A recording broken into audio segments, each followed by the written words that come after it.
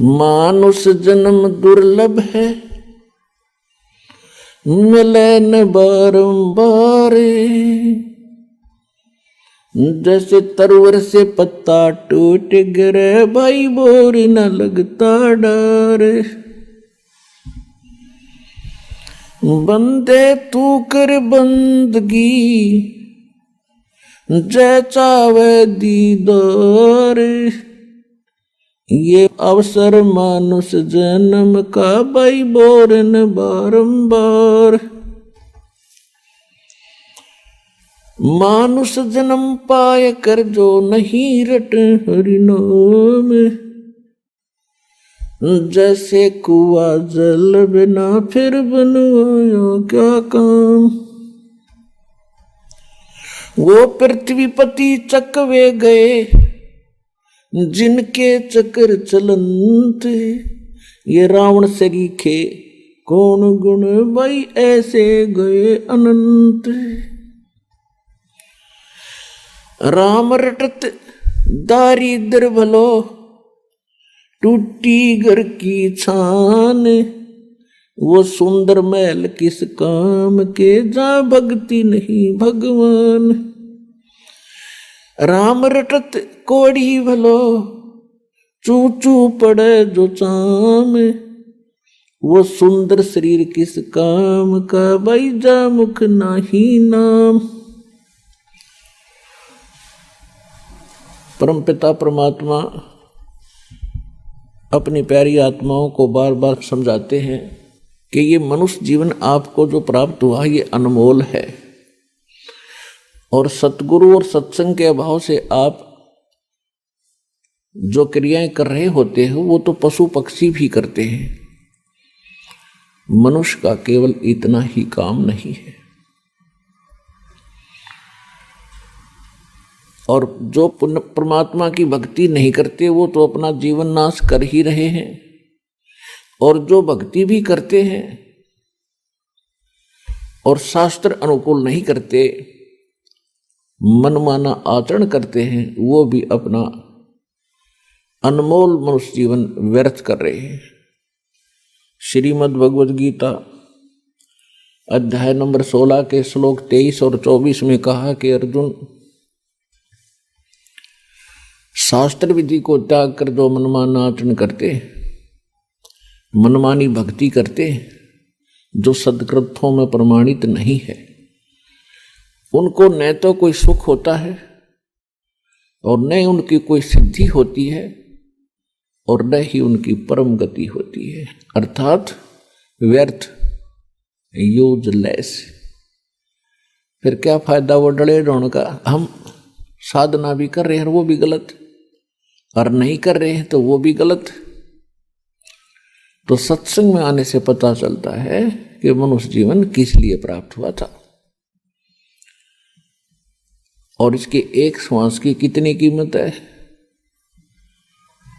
कबीर साहब कहते हैं, कहता हूं कही जात हूं, कहूं बजा के ढोल, और श्वास जो खाली जात है ये 3 लोक का मोल। मनुष्य जीवन का एक श्वास कितना वैल्यूएबल है, कितना कीमती है कि 3 लोक भी इसके बराबर नहीं है, इतना कीमत एक श्वास की। तो इसको कैसे सदुपयोग करना है। श्वास उश्वास में नाम जपो, व्यर्था श्वास मत खो। ना जाने इस श्वास को, आवण हो कि न हो। राम नाम रटते रहो, जब तक घट में प्राण। कबू तो दीन दयाल के, भनक पड़ेगी कौन। परमात्मा कहते हैं कि श्वास उस श्वास में नाम जपो। ये सत्य नाम के सिमरन की तरफ संकेत है परमात्मा का। और व्यर्था सांस मत खो, ना जाने इस श्वास को आवन हो कि ना हो। और फिर क्या बताते हैं, गोता मारूं स्वर्ग में मैं जा बैठूं पाताल, गरीबदास ढूंढता फिरूं अपने हीरे मोती लाल। आप जी को परमात्मा कहाँ से लाए हैं खोज कर ढूंढ कर। कारण कोई भी बनाया दाता ने, कोई टीवी चैनल को माध्यम बनाया या कोई बुक किसी भगत बहन भाई के द्वारा आप तक अपना संदेश पहुंचाया, तो आप कितने किस्मत वाले हो, आप कितने लाडले हो उस भगवान के, और आप कितना कष्ट उठा रहे हो इस काल के लोक में। अब कष्ट का तो आपको पता है, लेकिन आप कितने प्यारे हो परमात्मा के, ये दास को पता है। और इसका इब लाभ उठाइयो, बहुत युग हो गए आपने या गफलत करते, अब या गफलत ना करना। बड़ी मुश्किल से ये रास्ता मिलता है, इससे भी दुर्लभ है मनुष्य जीवन मिलता है। मनुष्य जीवन मिल जाता है तो ये मार्ग नहीं मिलता है, और ये मार्ग मिल जाता है तो आप फिर पुनः गफलत करते हो। पुनः गफलत क्यों करते हो? क्योंकि ये परमात्मा सुख सागर है और आपको सुख घने देगा, क्योंकि इसका स्वभाव है। और ये सुख आपका फिर दुश्मन सिद्ध हो जाता है, भगवान से दूर हो जाते हो। तो परमात्मा से डिमांड करना, जैसे भगवान हमें गाइडलाइन दे रहे हैं, सुख के माथे पत्थर पड़ो, जो नाम हृदय से जावे, बलिहारी उस दुख के, जो पल पल नाम रटावे। परमात्मा कहते हैं आग लगाए से सुख है, जिस तो भगवान की भूल पड़े। हे परमात्मा ऐसा दुख दिए रखना ताकि तेरी याद बनी रहे। आज ये दुख जो आप यहाँ आए हो आपके लिए वरदान सिद्ध हो गया। ये सुखी है माचे फिरें, जिनके पिछले पुण्य ज़्यादा हैं वो आज सुखी हैं, क्योंकि उनकी बैटरी चार्ज है। वो ये सोच रहे हैं हमारा क्या बिगड़ेगा। हमें पता है, परमात्मा की दूरबीन से हम देखते हैं आगे क्या होगा उन लोगों के साथ जो आज भक्ति नहीं करते। फिर पीछे तू पशुआ की जय गद्दा बैल बनाई, ये 56 भोग कहाँ मन बोरे, कहीं कुरडी चुरने जाई। ये भगवान कह रहे हैं, आम इंसान की बात नहीं है ये। उसके बाद क्या होगा जो आज भक्ति नहीं करते? फिर पीछे तू पशुआ की जय गद्दा बैल बनाई, और ये 56 भोग कहाँ मन बोरे, कि तो कुरडी चरने जाई। आज कैसा भोजन खाते हो, किस प्रकार गर्मी सर्दी से आप बचकर अपना सुरक्षित हो। यदि भक्ति नहीं करोगे तो ये मनुष्य जीवन के सांस पूरे होंगे, आपका जीवन अंत होगा। उसके बाद कहते हैं गद्दा या बैल की योनि में आप जाओगे। फिर ये आहार, आज आप समय पर चाय पीते हो, समय पर दूध पी लेते हो, भूख प्यास समय पर निवारण कर लेते हो, तो उस समय क्या बनेगी आपके साथ? फिर पीछे तू पशुआ की जय गद्दा बैल बनाई, और ये 56 भोग कहाँ मन बोरे, कि तो कुर्डी चली जाए। तो ये बात भगवान बिना हमें कौन बतावे। तो परमात्मा कहते हैं अपने आप आकर के हमें बताते हैं, आखिर तुझको कौन कहेगा, गुरु बिन आत्म ज्ञान, मन ने की कर ले 2 दिन का मेहमान। हमने लाखों वर्ष का जीवन भी जीने को मिला है, लाख वर्ष का, और वो भी चला गया। सतयुग में, त्रेता में भी कई हजार वर्षों का, 50-40 हजार वर्ष का जीवन होता था, और वो भी अंत हो गया। द्वापर में भी 1000 के आसपास जीवन होता था प्रारंभ में मनुष्य का, वो भी गया। और अब 100 से ऊपर होता था कलयुग के प्रारंभ में, और आज 60, 70, 80 साल में सबकी टिकट कट लेती है। तो परमात्मा कहते हैं इस जीवन में यदि भक्ति नहीं करी, चाहे लाख वर्ष के 100 लाख वर्ष जी लो, व्हाट इज यूज, क्या लाभ है इसका? तो इसका लाभ है एक ही, और वो ज्ञान परमात्मा ही बताएगा आपको। आखिर तुझको कौन कहेगा, गुरु बिन आत्मज्ञान। अब ये नकली गुरुओं के पास परमात्म ज्ञान तो बहुत दूर की बात है, उनको आत्मज्ञान नहीं। और अभी तक ये डंडोरा पीटा करते थे कि आत्मज्ञान हो जाए, आत्मज्ञानी था फलाना। आत्मज्ञानी से क्या होगा जब तक परमात्म ज्ञान नहीं है। आत्मज्ञान का अर्थ है कि मैं कौन हूं, कहां से आया हूं, मेरा उद्देश्य क्या है, ये तो है आत्मज्ञान। मैं क्यों जन्म और मर रहा हूं। अब ये पता भी लग गया कि भी हम जन्म मरते हैं, अगले जन्म में पशु पक्षी भी बनते हैं। तो जब तक उस परमात्म ज्ञान नहीं है, परमात्मा मान उस परमात्मा की जानकारी नहीं है, वो कैसे प्राप्त हो, ये जन्म मरण कैसे कटे, ये रोग कैसे छूटे हमारा, और कैसे हमारे दुख निवारण हो, वो ज्ञान नहीं है। तो उस आत्म ज्ञान का फायदा क्या? अब सूक्ष्म वेद में कहा कि कूप की छाया कूप के माही, ऐसा आत्म ज्ञाना कुएं की छा। कुएं की छाया कुएं तक सीमित है, उसका बाहर कोई लाभ नहीं। तो ऐसे आत्मज्ञान हो जाने से इतना ही लाभ मिला आपको, लेकिन परमात्म ज्ञान के बिना मोक्ष नहीं। तो क्या बताते हैं परमात्मा के, फिर पीछे तू पशुआ की जय गद्दा बैल बनाई, ये 56 भोग कहाँ मन बोरे, कि तक कोरडी चरने जाइए। ओए होए पुण्यात्मा, आज इंसान का यह बात कति गले नहीं उतरती कि कल को हम गधे भी बनेंगे। यदि किसी को कहा जाता है, स्वाभाविक कोई कह दे तो नाराज हो जा कि तू गधा बने, तेरा बाप बने, मैं क्यों बनूं, कोई बात हुई है? तो हमारी बुद्धि कति गाम जारी है, काल ने ठप कर रखी है।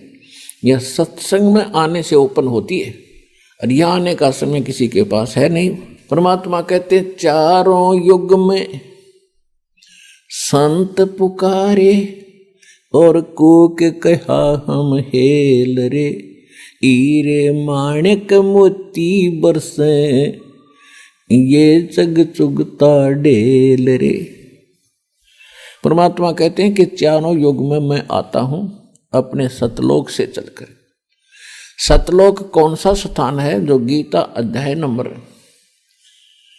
18 के श्लोक नंबर 62 में कहा कि अर्जुन तू सर्वभाव से उस परमेश्वर की शरण में जा, उसकी कृपा से तू परम शांति को और सनातन परम धाम को प्राप्त होगा। वो सनातन परम धाम जिसको शाश्वतम स्थानम कहा है गीता में, वो सतलोक है। और कबीर परमात्मा वो परम अक्षर ब्रह्म है जिसकी शरण में जाने के लिए ये गीता ज्ञानदाता कह रहा है। और वो क्या कह रहा है कि सतयुग में सत सुकृत कह टेरा, त्रेता नाम मुनिंदर मेरा, द्वापर में करुणा में कहाया, कलयुग नाम कबीर धराया। मैं चारों युगों में आता हूं। सतयुग में सत्सुकृत नाम होता है, परमात्मा कहते हैं, और त्रेता में मेरा मुनिंदर नाम प्रसिद्ध होता है, द्वापर में करुणा में होता है, और कलयुग में मेरा कबीर नाम ही रहता है, जो परमात्मा का वास्तविक नाम है।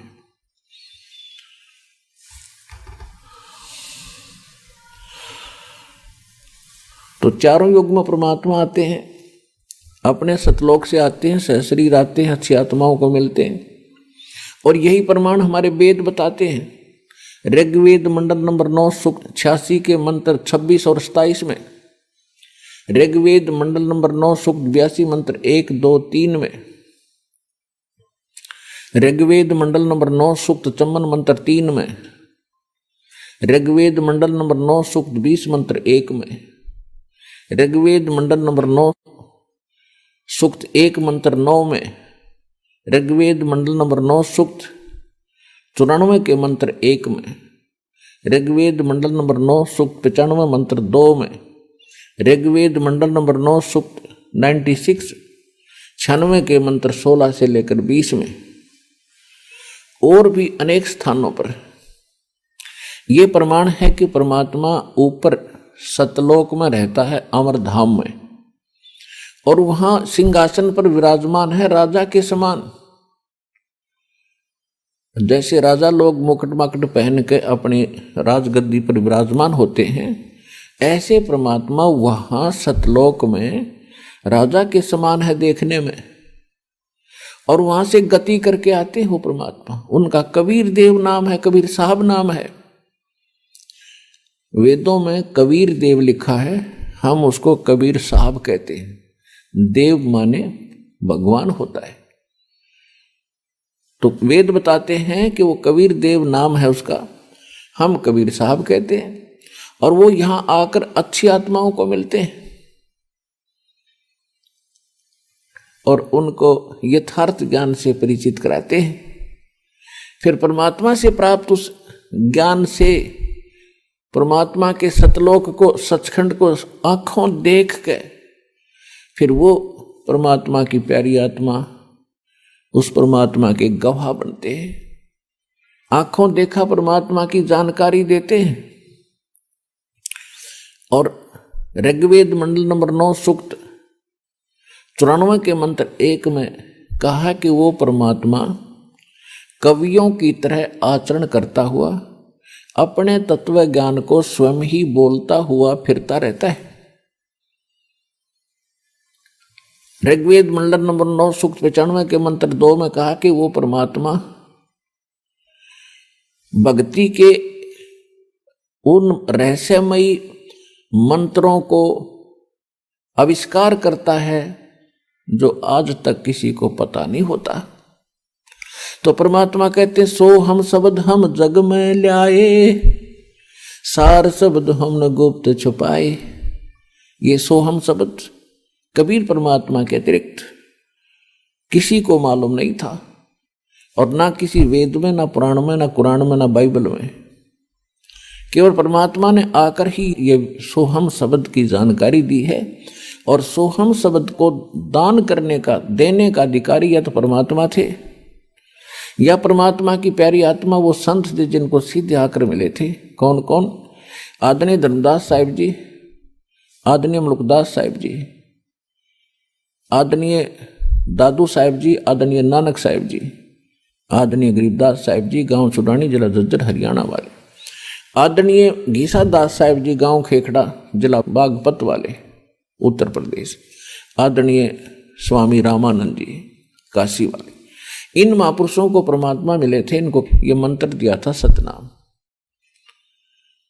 और इनको एक प्रतिज्ञा दिला दी थी, प्रतिबंध लगा दिया था कि पिछली पीढ़ी तक इसको आप किसी को बताना नहीं, लिख अवश्य दो। तो उन्होंने अपनी अमृतवाणी में ये पूरे ज्ञान लिख दिया। तो ये ज्ञान परमात्मा की वाणी से चुरा कर ये नकली पंथों ने शुरू कर दिया, और ये अधिकारी है नहीं सोम नाम देने के। उसके विषय में सूक्ष्म वेद में कहा है, बेखों के लश्कर फिरे ये बाणी चोर कठोर, सतगुरु धाम ना पहुंचेंगे ये 84 के डोर। ये नरे नरे पंथ बना कर बैठ के परमात्मा कबीर जी की वाणी से कुछ शब्द चुरा कर, कुछ वाणी चुरा कर, कुछ मंत्र चुरा कर, बेखों के लश्कर फिरे ये बाणी चोर कठोर, वो सतलोक ना पहुंचेंगे ये तो 84 के ढोर। अनअधिकारी व्यक्ति कोई लाइसेंस बना दे किसी का और सेम टू सेम बना दे, तो क्या वो सक्सेस होगा? कभी नहीं। जब वो पकड़ा जाएगा दोनों को सजा होगी, बनाने वाले को और बनवाने वाले को, क्योंकि वो अनऑथराइज्ड है, यानी उसको गलत बना के दे रखा, तो दोनों दोषी हैं। इसी प्रकार ये संत जो नकली हैं, ये नाम भी दान करते हैं, तो वो अधिकारी ना होने के कारण अपना जीवन नाश कर रहे हैं और परमात्मा के बच्चों को उनसे दूर करके वो पाप के भागी हो रहे हैं। अब परमात्मा ने क्या बताया है कि वो चारों युगों में आते हैं, ये वेद भी बताते हैं। अच्छी आत्माओं को मिलते हैं। किन किन को मिले? आदरणीय धर्मदास साहिब जी को मिले, आदरणीय मुल्कदास जी को मिले। और कैसे मिलते हैं? वो परमात्मा आते हैं, उनको सचखंड ले जाते हैं, फिर उनको वापस छोड़ते हैं। उसके बाद वो प्यारी आत्मा परमात्मा की आंखों देखे उस सारे ज्ञान को, उस सारे व्यवस्था को अपने शब्दों में बयान करते हैं, बोलते हैं, सुनाते हैं। जैसे परमात्मा आते हैं, किन किन को मिले? अब आदरणीय गरीबदास साहिब जी को मिले, गांव छुडानी, जिला झज्जर, हरियाणा वाले को, कलयुग के अंदर। उनके विषय में आज जानकारी देंगे आपको। आदरणीय गरीबदास साहिब जी गांव छुडानी, जिला झज्जर, हरियाणा में उनका जन्म हुआ। वो किसान परिवार से थे, किसान जाट परिवार से। उनका मूल गांव था करौथा, जिला रोहतक में, जहां अपना आश्रम है। और वहां से करौथा गांव के मूल निवासी थे। उनके नानके थे छुडानी में। गरीबदास जी महाराज की माता का कोई भाई नहीं था, यानी गरीबदास जी के कोई मामा नहीं था। और जमीन गणी थी उसके नाना जी के पास, 1400 एकड़ जमीन थी लगभग। तो वहां गरीबदास जी के पूज्य पिताजी श्री बलराम जी धनखड़ गांव करौथा से को वहां पर अपने घर पे रख लिया था, घर जमाई के रूप में। तो वहां जाने के भी 12 वर्ष के बाद गरीबदास जी का जन्म गांव छुडानी में हुआ था। संवत 1774 वैशाख की पूर्णमासी को, वैशाख पूर्णमासी संवत 1774 को गरीबदास जी का जन्म गांव छुडानी, जिला झज्जर, हरियाणा में हुआ। और सन 1727 में जब गरीबदास जी 10 वर्ष के हुए तो अपनी ही गौओं को चराने के लिए चरागाह में अपने ही खेतों में गए हुए थे लेकर के। उनके साथ में गांव के और भी बहुत से पाली थे, ग्वाले थे, जो कुछ तो उन्हीं के नौकर होते थे और कुछ वैसे गांव के अपने पशुओं को साथ उन्हीं के खेतों में ले जाते थे, क्योंकि बहुत ज़्यादा स्थान था। अब जैसा कि कबीर सागर के अंदर आपको बहुत बार दिखाया है, कबीर सागर के अंदर कबीर बानी नामक एक चैप्टर है, उसके 136 और 37 पृष्ठ पे 12 पंथों की जानकारी दी गई है। तो उसमें 12वां पंथ गरीबदास जी का बताया है। उसके अंदर गलती से संवत 1775 लिखा गया, प्रिंट है, मिसप्रिंट है, वो संवत 1774 है वो वास्तव में। तो गरीबदास साहिब जी का जन्म संवत 1774 में हुआ। तो परमात्मा ने धर्मदास जी को बताया था कि संवत 1774 होई ता दिन प्रेम प्रगट है जग सोई। वो 12वां पंथ होगा गरीबदास जी का कबीर पंथ में, और उसमें मेरी महिमा की वाणी प्रकट होगी, उसके द्वारा पुनः मैं प्रकट करवाऊंगा।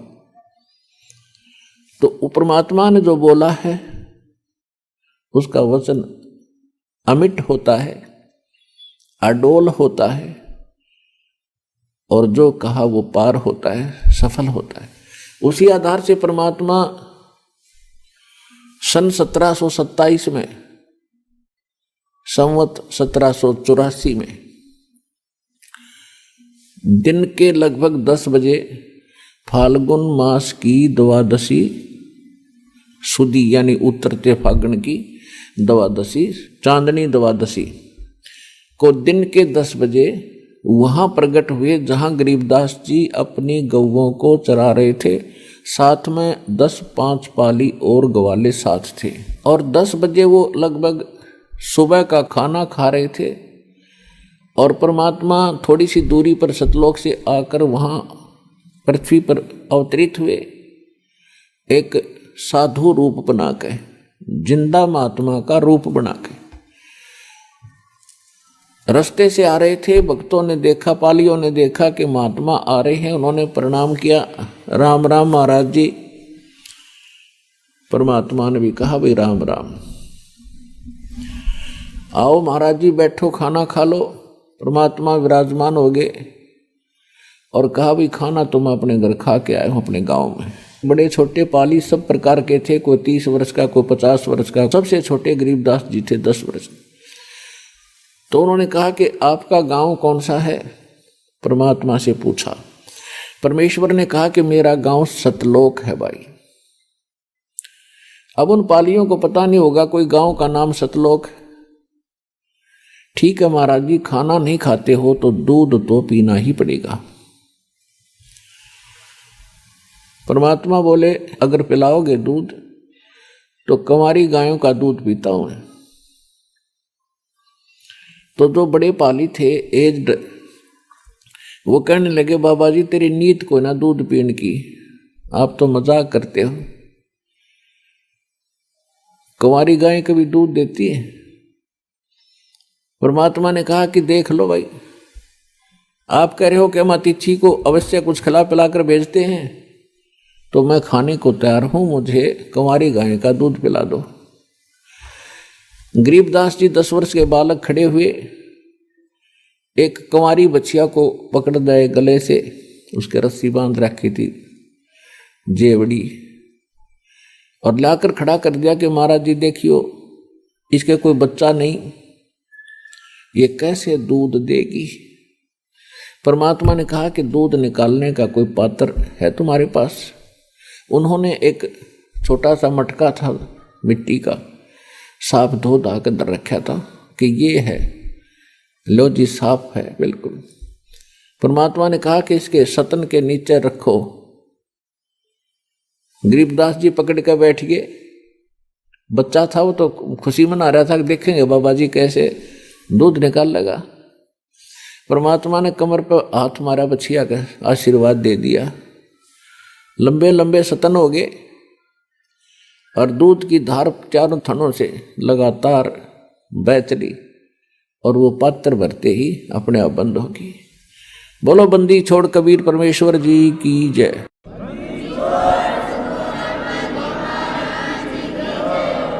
अब सभी आश्चर्यचकित रह गए, बाबा जी तो भाई जादूगर है कोई। अब गरीबदास जी ने कहा कि लो महाराज जी पी लो। परमात्मा ने कुछ दूध पान किया और फिर कहा, पालियो ये अमृत है भाई, लो तुम भी प्रसाद ले लो। ये यहाँ का नहीं है, मेरे सतलोक से आया है, इस पवित्र पशु में। अब वो पाली तो मना कर गए कि हम ना पीवे तेरा जूठा, और ये कुंवारी गाय का निकाल दिया जादू जंत्र से, को पाप लगेगा, कुंवारी गाय का दूध पीवा हमें। और तेरी जात का भी रहना तो कौन सी जाति से संबंध रखता, तेरा जूठा तो कभी नहीं पिएंगे हम। अब कहते हैं ना, सकल पदार्थ हैं जग माही और कर्म ही नर पावत नाही। गरीबदास जी ने कहा, जी मुझे दो भगवान आपका जूठा प्रसाद, आपका ये अमृत कब कब मिले हमें। ऐसे करके उन्होंने कुछ दूध उन्होंने भी पिया। बाकी सभी पाली वहां से उठकर चले गए दूर के, ये बाबा जी जादूगर है, यो कहीं तुम्हारा कोई टूना टोटका ना कर दे। दूर चले गए, खेतों में अपने पशुओं को दूर ले गए। गरीबदास जी अकेले रह गए। दाता चाव यही थे, वो तो आए जिसके लिए थे, सारा खेल करने के लिए। उनको लगे समझाने, बेटा भक्ति किया करो। गरीबदास, ये जीवन सदा नहीं रहेगा, असंग जन्म आपको जन्म और मरता होगे। अभी तक आप यहीं भटक रहे हो। एक स्थान और है जहां मैं रहता हूं और जहां तुम पहले रहा करते थे। और गरीबदास, यहाँ तो तेरे दादा गए, परदादा गए। कहाँ गए महाराज जी वो तो सभी, और आप भी जाओगे। आज यहाँ जन्मे हो, अगले जन्म में पता नहीं कौन सी कंट्री में, कौन से देश में तुम्हारा जन्म होगा। यहाँ आप मांस छूते नहीं और वहाँ मांस के अतिरिक्त कुछ खाओगे नहीं। वहाँ कर्म बिगड़ेंगे तुम्हारे, बुरा हाल हो रहा है।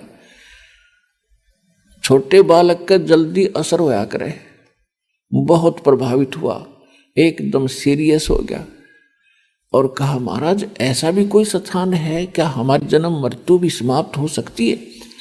तब परमात्मा ने कहा हाँ हो सकती है, मैं आपको ऐसा मंत्र दूंगा, ऐसा भक्ति विधि बताऊंगा जिससे बेटा तुम्हारी जन्म मृत्यु भी मिट जाएगी। तब गरीबदास जी ने कहा कि वो स्थान आप जो बता रहे हो मालिक, उसके एक बार दर्शन हो तो विश्वास हो। परमात्मा तो जानबूझ कर ही आए थे और उनको गवाह बनाना ही था। कहा बेटा ठीक है, ये मंत्र प्राप्त कर। प्रथम मंत्र दिया 5 नाम का, जो आप जी को अब 7 नाम के दिए जाते हैं। तो उनको लेकर के सचखंड गए। रास्ते के अंदर सभी ब्रह्मा जी का लोक, विष्णु जी का लोक, शिव जी का लोक, स्वर्ग, नरक, पितरलोक, जहां भी जैसी व्यवस्था है वो सब आंखों दिखाई। स्थूल शरीर यहीं छोड़ गए, आत्मा को निकाल लेते हैं। इसके अंदर एक और शरीर है जो इससे कहीं बेहतर है, अच्छा है। और वो दो स्थूल शरीर में जैसा आकार होता है वैसा ही सेम टू सेम रहता है, जैसे एक फोटो कॉपी हो जाती है। ऐसे जब तक ये प्राणी दूसरे शरीर को प्राप्त नहीं करता तभी तक मनुष्य शरीर से निकला हुआ प्राणी मनुष्य आकार में ही रहता है, उसका सेम टू सेम शरीर रहता है। चाहे वो पितर बनकर घूमो, चाहे कहीं देव रूप में हो, इस प्रकार स्वर्ग के अंदर हो। तो ऊपर फिर धर्मराज के दरबार में लेकर गए। धर्मराज के दरबार में जहां सभी प्राणियों का अकाउंट होता है, अच्छे और बुरे का, मृत्यु कब होनी है उसके पास लिखी है धर्मराज के पास। उसी दिन सबकी उस फिक्स टाइम पर उसी की तरफ से संकेत आता है। बहाना कुछ भी बनो मौत का, कोई रोग बनो, एक्सीडेंट बनो या कोई अन्य कारण बनो। तो ब्रह्मा विष्णु महेश के लोक में परमात्मा गरीबदास जी को लेकर गए। तो वहां उन्होंने बहुत आदर किया। फिर आगे धर्मराज के दरबार में गए। धर्मराज समझो चीफ जस्टिस ऑफ 1 ब्रह्मांड, एक ब्रह्मांड का मुख्य न्यायाधीश है वो। और उसके सामने ब्रह्मा विष्णु महेश की भी हिम्मत नहीं पड़ती उससे जाकर के कहीं कुछ वाद विवाद करें। और जो ही परमात्मा धर्मराज के दरबार में पहुंचे, साथ में वो गरीबदास जी, क्योंकि परमात्मा ने उस प्यारी आत्मा का विश्वास दृढ़ करना था कि आई एम गॉड, मैं परमात्मा हूं। जब धर्मराज के दरबार में परमात्मा पहुंचे, वो न्यायाधीश अपने आप कुर्सी छोड़कर खड़ा हो गया। एक ब्रह्मांड का जो न्यायाधीश है वो खड़ा हो गया। अब इसमें क्या होता है कि आध्यात्मिक एक शक्ति है, आध्यात्मिक शक्ति जिसमें जितनी है वो ऑटोमेटिकली सामने वाले को प्रभावित कर देती है, उसके बस की बात नहीं होती। तो जो ही परमात्मा ने वहां प्रवेश किया तो एकदम वो न्यायाधीश एकदम खड़ा हो गया और करबद्ध हो गया। उसको मालूम हो गया कि ये परम शक्ति है कोई। तो परमात्मा ने जाकर के उसको क्या कहा कि धर्मराज कान खोल कर सुन ले मेरी एक वचन। मेरा कोई भक्त हो जिसने ये कह दिया कि मैं कबीर जी का भक्त हूं और वो प्रमाणित यानी मेरे अधिकारी संत से जिसको नाम प्राप्त हो, उसका अकाउंट भी मत करना, उसको कोई सजा नहीं देगा तू। तब धर्मराज ने कहा कि परमात्मा जो आपकी आज्ञा, मेरी क्या औकात है मैं आपके भक्त को सजा दे दूं, मैं लाख दोहाई मेरी। लेकिन मेरी एक समस्या है परमात्मा कि आपकी शरण में आने से पहले जिन्होंने जैसे कर्म किए हैं वो यहाँ का विधान है, वो उसको मैंने देने ही पड़ेंगे। मेरी पावर नहीं है कि मैं उसमें कुछ कम और अधिक कर दूं। उसके लिए कोई मेरे लिए कोई विकल्प बताओ, मेरी समस्या हल करो दाता। तब परमात्मा ने कहा कि जो मेरा भक्त ये कहे कि मैं कबीर जी का शिष्य हूँ, उनका बच्चा हूँ, उनका उपासक हूँ, तो उसकी जांच करो कि वास्तव में ये वो है कि नहीं, सच्चा है तो उसके बाद मेरे पास लेकर आ जाना इसकी बही को, अपनी को, इसके अकाउंट को। मैं उसको कैंसिल कर दूंगा, साइन कर दूंगा।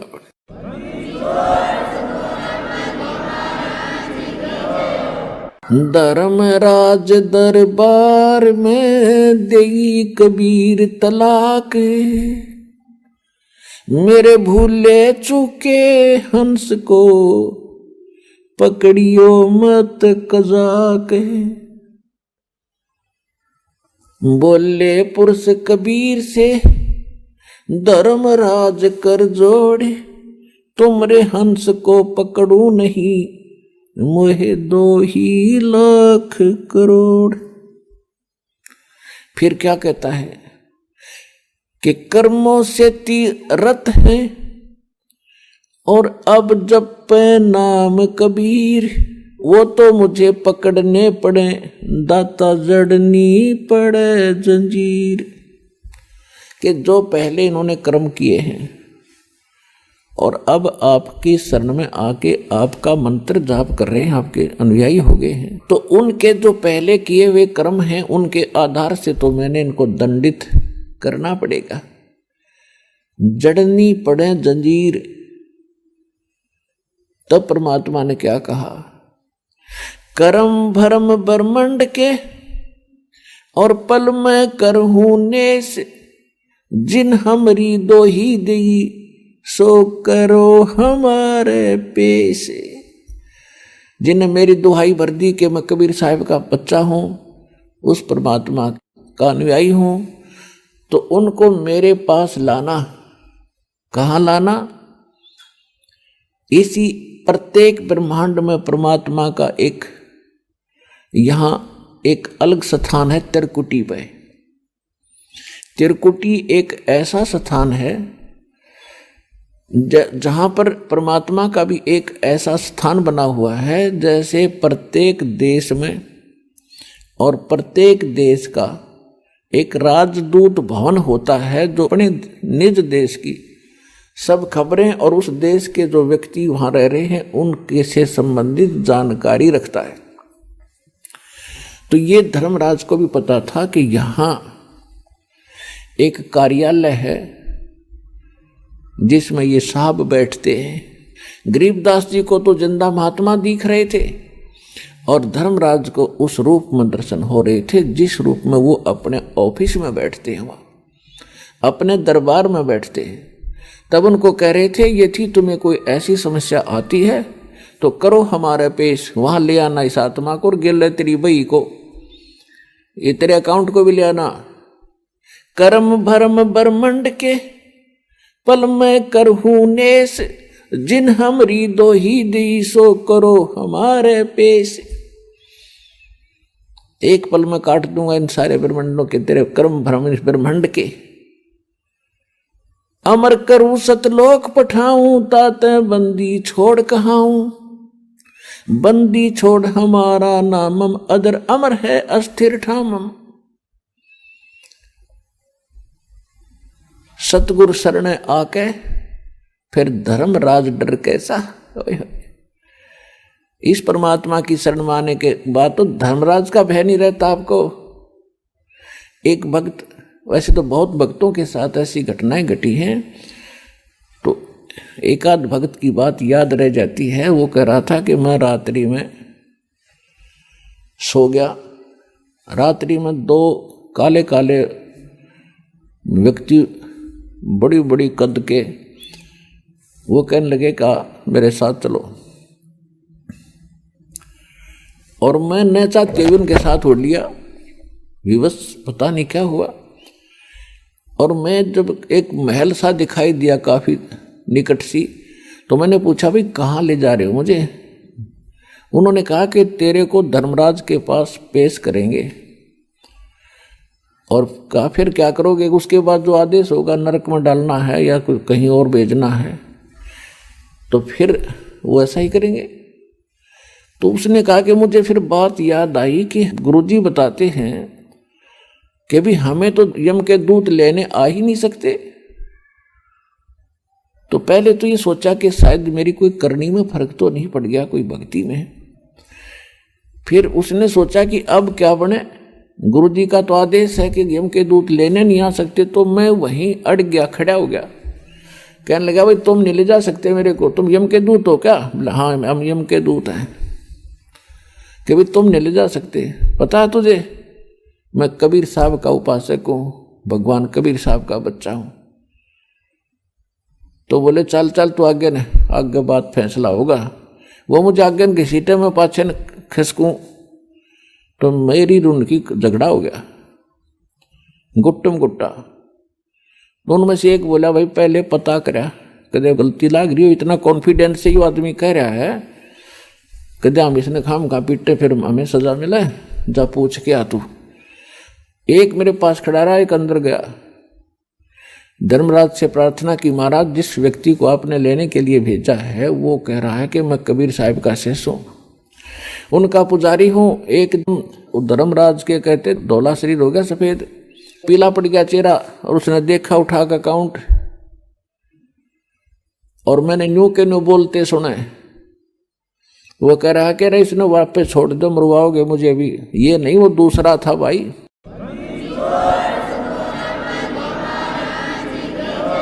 तो वापस आया, उसने कहा छोड़ बीमारी ने कहते ऊपर से पटक दिया मैनू, और मैं वहां गोते खाता। फिर एकदम नु शरीर में आया। शरीर में आने के बाद भी 10 मिनट तक मेरा शरीर कार्य नहीं कर रहा था, पसीना पसीना। यदि मैं ऐसी दशा ना होती तो मैं ये सोचूं केवल सपना था, और शरीर में जान नहीं, 10 मिनट में हरकत में आए मेरे अंग, और उस दिन नजच गए है परमात्मा। मेरी तो आज मौत थी और जाना था। परमात्मा की समर्थता से और परिचित हुआ, दृढ़ता आई भक्ति में। तो अपने आत्माओं ये सत्कर मान लेना, परमात्मा की महिमा जो दास आपको सुना रहा है ये 100% सही है। और सच्चे दिल तो भक्ति करोगे, नियमित रहोगे, आपको पल पल में दिखाओगा झटके कि भगवान ही सा होया करे। ऐसा होता परमात्मा। और ये क्या करता है भगवान?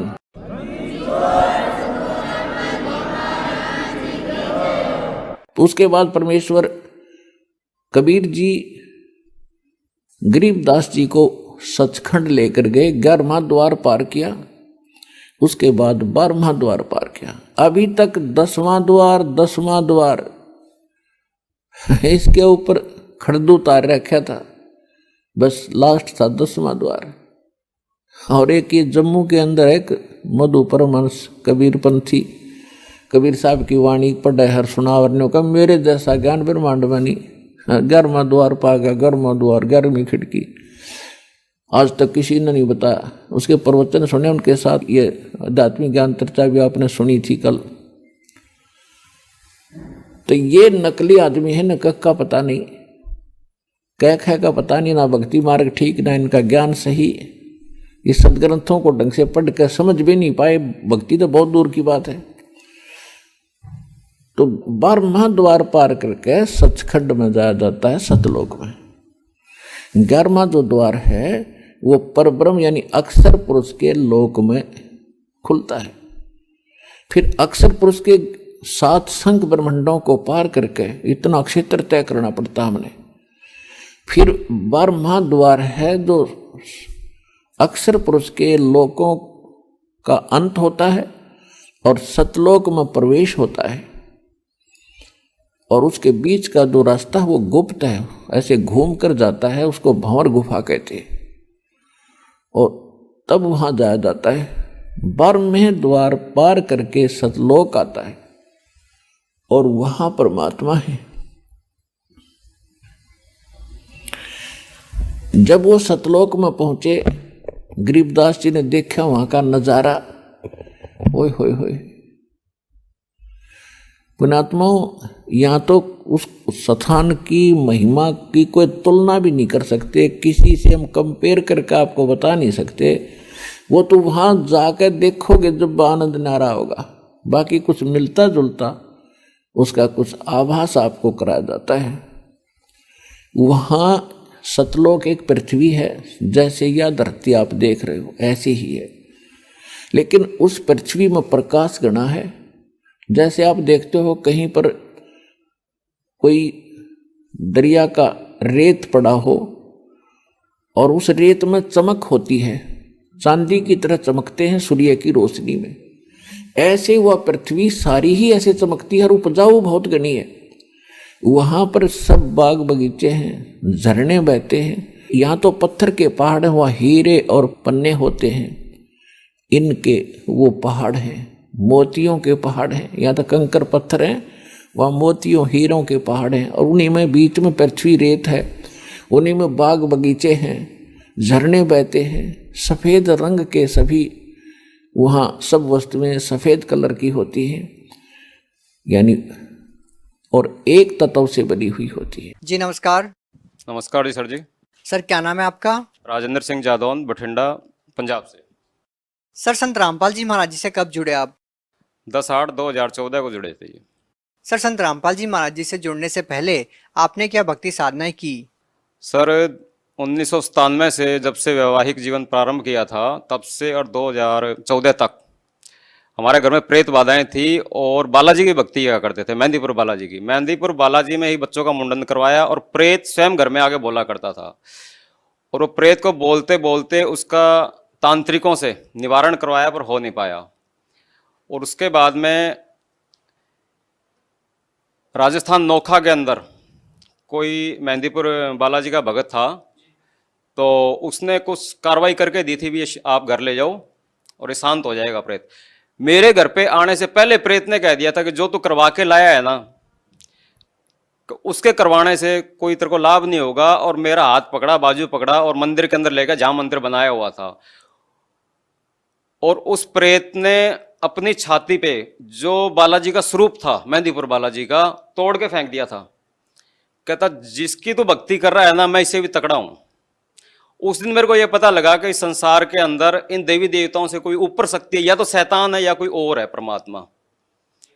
तो सर पहले क्या क्या भक्ति साधनाएं आपने की? इससे पहले हमने हनुमानगढ़ संगरिया में मुसलमानों के जो अपने पीर खाने होते हैं वहाँ भी गए थे, और वहाँ भी कोई लाभ नहीं हुआ। पैसे देते गए लेकिन लाभ नहीं हुआ। मोड़ मंडी पंजाब में यहाँ भी गए थे, वहाँ भी कोई लाभ नहीं हुआ। उत्तर प्रदेश सिकंदराबाद में भी गए, वहाँ भी कोई लाभ नहीं हुआ। सर जब आप पहले ही इतनी सारी भक्ति साधनाएं कर रहे थे, तो फिर आप संत रामपाल जी महाराज जी की शरण में क्यों गए? क्या ऐसा कारण बना कि आपको संत रामपाल जी महाराज जी की शरण ग्रहण करनी पड़ी? सर जी, इससे पहले हमें संत रामपाल जी के नाम का भी नहीं पता था। संत रामपाल जी के शिष्य एक दिन कॉलोनी में आए और दरवाजा खटकाया, सुबह का 8 बजे का टाइम था। उनका नाम था विपन जी। तो उन्होंने ज्ञान गंगा बुक दी, उसमें झगड़ा हो रहा था हमारे घर के अंदर। तो हमने कहा बाबाओं के चक्कर में हम बर्बाद हैं, हम विश्वास नहीं करते। वो बोले सर जी लो, ये 10 रुपये ज्ञान गंगा बुक है। तो मैंने कहा चलो कोई आया होगा, दे देते हैं 10 रुपये। 10 रुपये दे के और ज्ञान गंगा बुक मैंने बेड पे रख दी और मैं गाड़ी लेकर गुजरात चला गया। जब मैं गुजरात से वापस आया 10 दिन के अंदर, तो हमारी जो पत्नी है हमारी, उसने ज्ञान गंगा को बुक को कंप्लीट पढ़ दिया और शास्त्रों से मिलान भी कर दिया। मिलान करने के बाद में तो आशाराम जी की भक्ति हुआ करती थी हमारे 2007 से 14 तक, 7 साल तक। इसी दौरान तो उन्होंने ये कहा कि जितना भी उनका अनुभव था किताब का, बुक का मिलान किया, तो सारा मटेरियल उन्होंने जल प्रवाह कर दिया और बोले ये है हमारी असली भक्ति, जो हम कर रहे थे वो सही भक्ति नहीं थी। तो 10/8/14 को हमने सतलोक आश्रम गए और वहाँ दीक्षा ले ली। सर जैसे कि आपने आसाराम बापू का जिक्र किया, उसके बाद आप संत रामपाल जी महाराज जी की शरण में आए, तो सर दोनों संतों के अंदर आपको क्या भिन्नता नजर आई और क्यों आपको ऐसा लगा कि संत आसाराम जी द्वारा दी गई भक्ति सही नहीं है? आसाराम बापू की भक्ति यूं सही नहीं थी कि मेरी गाड़ी के 3 एक्सीडेंट हुए थे और उसमें मेरे पास 176 गज जमीन थी, जो कि एक 30 फुट रोड और एक 26 फुट रोड पे मेन रोड पे मकान था। 2 किस्तों में मेरे को बेचना पड़ा। वो कर्जा इतना चढ़ गया कि जमीन बेचने के बाद में भी 7 लाख रुपए कर्जा रहा 3 एक्सीडेंट के अंदर, तो बर्बाद हो गया। उसके बाद में किराए पे चला गया। लेकिन ज्ञान गंगा जब बुक आई, बुक आने के बाद में दीक्षा ली, तो दीक्षा मैंने क्यों ली, इस विषय से ली कि मैंने कोई गुरु नहीं बनाए अपने लाइफ में। हमारी भक्तिमती धार्मिक थी, हमारी पत्नी जो है धार्मिक थी, तो मैंने कहा भाई चलो ये जो शक्ति है, ये जो ज्ञान है, इससे अति उत्तम होगा, क्योंकि गुरु कोई भी नहीं छोड़ के राजी है, चाहे वो असली हो या नकली हो, जो भी हो। संत रामपाल जी का जो ज्ञान था वो हमारे धर्मशास्त्रों के अनुसार है, और जो आशाराम बापू का जो प्रचार जो कर रहे थे वो लोकवेद के आधार पे कर रहे थे, उसका कोई प्रमाणित नहीं था, अपने इसमें शास्त्रों के अंदर कोई प्रमाण नहीं था। सर, जैसा कि आपने बताया कि संत रामपाल जी महाराज आपको प्रमाणित ज्ञान दे रहे थे और शास्त्र विधि अनुसार आपको भक्ति दी, तो सर हम आपसे ये जानना चाहते हैं कि संत रामपाल जी महाराज द्वारा दी गई साधना को करने के बाद आपको क्या लाभ मिले? उससे जो हमारा मकान बिक गया था, जमीन और प्लस 2 मंजिल मकान बना लिया है मैंने संत रामपाल जी से जुड़ने के बाद में। पहला लाभ तो ये हुआ। अच्छा, बच्चों की 3 साल पहले मैंने रमैणी की थी। रमैणी क्या होती है इस विषय में हम नहीं जानते बिल्कुल भी। संत रामपाल जी ने ही बताया कि ये संतों की भाषा में रमैणी विवाह को बोलते हैं, और उसके बाद में आज तक घर में सुख शांति है और कोई भूत प्रेत बाधा नहीं है। दूसरा लाभ ये हुआ कि मुक्तसर से जलालाबाद हाईवे के अंदर मेरी गाड़ी पकड़ी गई थी 26 जुलाई 2018, जो पिछला प्रकट दिवस आया था, उससे 2 दिन पहले। जैसे मेरी गाड़ी पकड़ी गई, मेरी गाड़ी के कंप्लीट कागज चालान में गंगानगर थे आरटीओ के पास। तो मैंने कहा परमात्मा, अब मैं शायद ही पहुंच पाऊंगा आपके प्रकट दिवस पे। तो एकदम आवाज आई कि गाड़ी वाले का सिफारिश आ गई है। मैंने कहा यहां जंगल में किसकी आवाज आ रही है?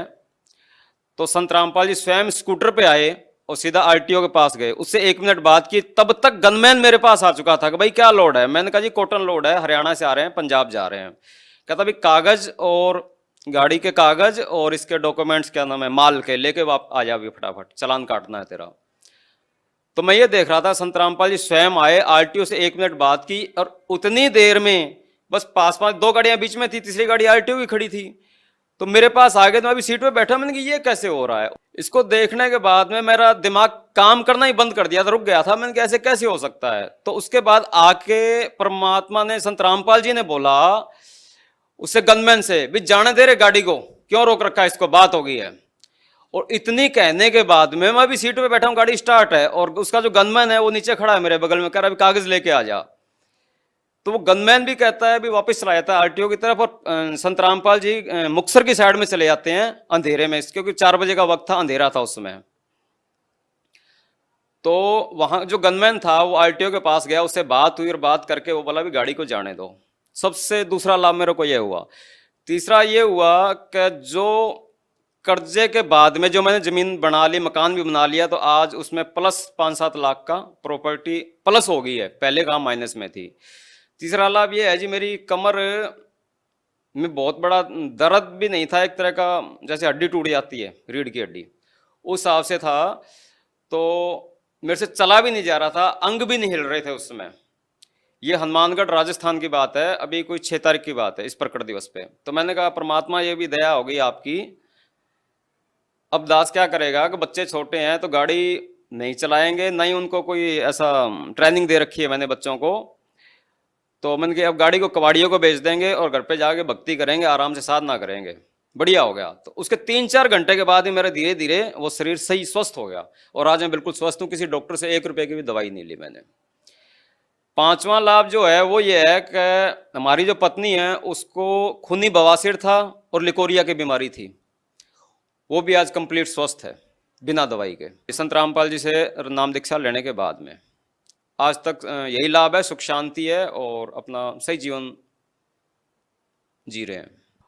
और अपने सर जी ऐसा था, दुकान है घर के अंदर, नीचे ऊपर रिहाइश है, 2 मंजिल मकान है। तो उसमें एक बार ऐसा हुआ था, कुछ पैसे रखे थे, शाम को गल्ला कंप्लीट रखने में 4000 के करीब थे, और उसमें से जैसे किसी को 1500 रुपये दे दिए गए थे 1500 रुपये देने के बाद में जब बेटा आया तो उसने कहा भी इसमें पैसे किसने दिए हैं? तो हमने कहा जी हमने दिया 1500 रुपये। कहता 1500 रुपये दिए लेकिन जितने में रख के गया था ये तो उतना ही है, ये पैसे कहाँ से बढ़ गए? तो सबसे बड़ा लाभ तो ये हुआ जी 1500 रुपये वो हमारे बढ़ गए थे। और दूसरा, एक बार गंगानगर के अंदर डीजल चोरी हो गया था हमारा। डीजल चोरी हुआ तो बेटे ने बोला कि पापा जी डीजल चोरी हो गया। मैंने कहा चलो जो ले जाएगा उसके कर्म फोड़ेगा, हमारा क्या चोरी हुआ है। तो उसी डीजल में इतनी बरकत हुई कि जितना डीजल मेरा था, कम से कम समझो आप 50 लीटर डीजल मेरा चोरी हुआ था, 3.5-4 की एवरेज है उसकी। तो 300 किलोमीटर गाड़ी शेष डीजल में उतनी एवरेज बढ़ाई थी या परमात्मा ने बंदी छोड़ने डीजल बढ़ाया था, वो तो मालिक की लीला मालिक ही जानते, लेकिन हमारा कोई नुकसान नहीं हुआ था। ये 2 लाभ हमारे को विशेष हुए हैं। सर जैसा कि अभी आपने रामायणी का जिक्र किया, बच्चों की जब आपने शादी की उस विवाह को आपने रामायणी बताया। संत रामपाल जी महाराज द्वारा सादगीपूर्ण विवाह करवाया जाता है। सर इस सादगीपूर्ण विवाह के बारे में बताइए, किस प्रकार से करवाया जाता है? संत रामपाल जी ने जो रामायणी है, इससे पहले हम भी नहीं जानते थे। ये 17 मिनट में शादी होती है। रामायणी कहो या शादी कहो, वो भाषा अलग है। और इसमें ना दहेज लिया जाता है ना दिया जाता है। इसमें कोई बारात नहीं, कोई बैंड नहीं, कोई बाजा नहीं, कोई सेहरा नहीं, कोई पंडित नहीं, कोई काजी नहीं, ना ही कोई हवन फेरे हैं। सिंपल तरीके से जाओ और अपना 17 मिनट में गुरु जी का एक बनाया हुआ मतलब रामायणी है, वो 17 मिनट में पढ़ दिया जाता है। और परमात्मा को, संत रामपाल जी को साक्षी मान के और अपना जीवन बच्चे स्टार्ट कर लेते हैं। सर जो श्रद्धालु है वो कैसे विश्वास करेंगे संत रामपाल जी महाराज के ऊपर? संत रामपाल जी महाराज पे ऐसे विश्वास करेगा, जब कबीर साहब 600 साल पहले आए थे तब उन्होंने अपने आप छुपा के ही लीला की थी। चाहते तो वो एक पल के अंदर ही अपनी शक्तियों को उजागर कर देते, लेकिन एक आम इंसान की तरह उन्होंने उपदेश दिया था और समझाने का प्रयास किया था। संत रामपाल जी जो भक्ति साधना के जो सही मंत्र दे रहे हैं, उन मंत्रों में ही इतनी शक्ति है और वो प्रमाणित हैं। और वो प्रमाणित कैसे हैं कि जैसे जो प्रमाणित संत हमारे आए थे, गरीबदास जी महाराज हैं और संत रामपाल जी हैं, मीराबाई हैं, नानक साहब हैं, इन्होंने यही मंत्र जाप किया था, वहाँ से वो प्रमाणित हो जाते हैं। और इन मंत्रों की शक्तियों से ही हमें पूरा लाभ हो रहा है। सर जो लोग आज भी संत रामपाल जी महाराज जी से जुड़ना चाहते हैं वो उनसे नाम दीक्षा कैसे प्राप्त कर सकते हैं? अभी जो टीवी पे जो सत्संग आता है 7:30 से 8:30 बजे तक, उस पर पीली पट्टी चलती है। पीली पट्टी पे सब नंबर दिए हुए हैं, वहाँ पे कॉल करो। और घर घर हर भगत पूरे मतलब भारतवर्ष में फैले हुए हैं। और इसके प्लस ऐसी व्यवस्था बना दी गई है कि जगह जगह आश्रम है और वहाँ टीवी चैनल के प्रचार के माध्यम से अपने जुड़ सकते हैं। जी धन्यवाद। सत साहिब जी, सत साहिब।